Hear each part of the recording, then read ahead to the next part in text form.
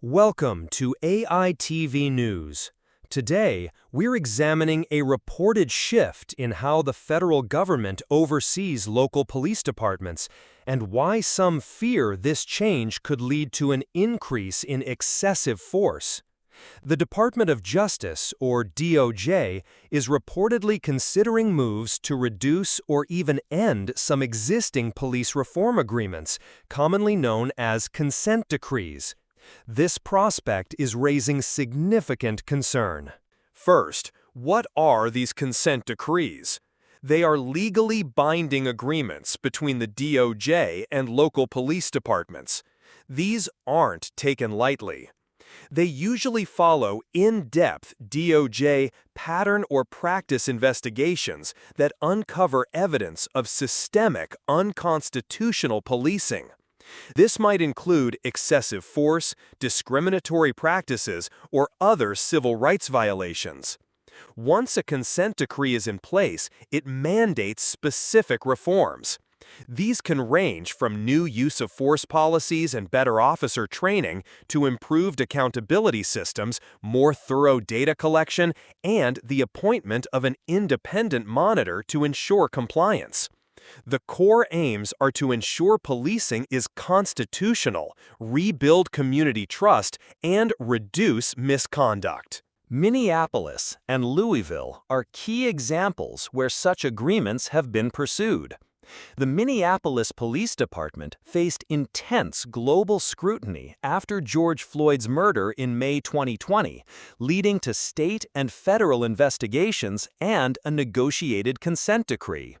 Similarly, the Louisville Metro Police Department underwent a DOJ investigation following the police killing of Breonna Taylor in March 2020 and other incidents, which also resulted in a consent decree to address patterns of misconduct. Now, reports suggest a potential change in the DOJ's approach. There are indications the Justice Department might seek to dismiss or stop enforcing some existing consent decrees, or perhaps be more selective in initiating new ones. Arguments for this shift often suggest these decrees can be overly burdensome, potentially hindering effective policing, or lowering officer morale. Some also argue federal oversight is no longer needed if a department is believed to have made enough progress, emphasizing a return to local control. However, this reported change is alarming many civil rights advocates and community members. Their main worry is that without federal oversight, the pressure on police departments to stick to reforms and maintain accountability will decrease. There's a fear that progress made could be undone, potentially leading to a backslide in policing practices. Specifically, critics are concerned that policies on de-escalation and use of force limitations might be weakened or less strictly enforced, which could, in turn, cause a rise in excessive force incidents. This, they argue, could further damage the fragile trust between police and communities, especially in areas heavily impacted by police misconduct. Civil rights groups generally see consent decrees as vital tools for ensuring constitutional policing and protecting vulnerable populations, citing a history of police misconduct they believe requires external pressure for real change. Conversely, some law enforcement groups might support less federal intervention. They may argue that local agencies are best equipped to manage themselves and that consent decrees can be too costly, lengthy, and demoralizing for officers, asserting reforms can be achieved without federal mandates. Interestingly, some local officials are stating their commitment to continuing reforms regardless of the federal stance. For instance, officials in Minneapolis have indicated their intent to proceed with their reform efforts.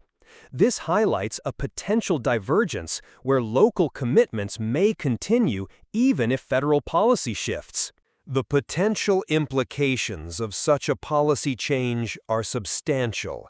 It could signal a major shift in the federal government's role in tackling systemic police misconduct. Decisions to end consent decrees might also face legal challenges. Ultimately, the impact on communities could be significant, with the potential for increased tensions if oversight is seen to be weakening. We might see varied responses across the country, some cities pushing forward with reforms independently, while others might scale back if federal pressure is removed. This is an evolving situation. AITV News will continue to monitor developments, including any official announcements from the Department of Justice and reactions from communities and police departments nationwide. Thank you for joining us.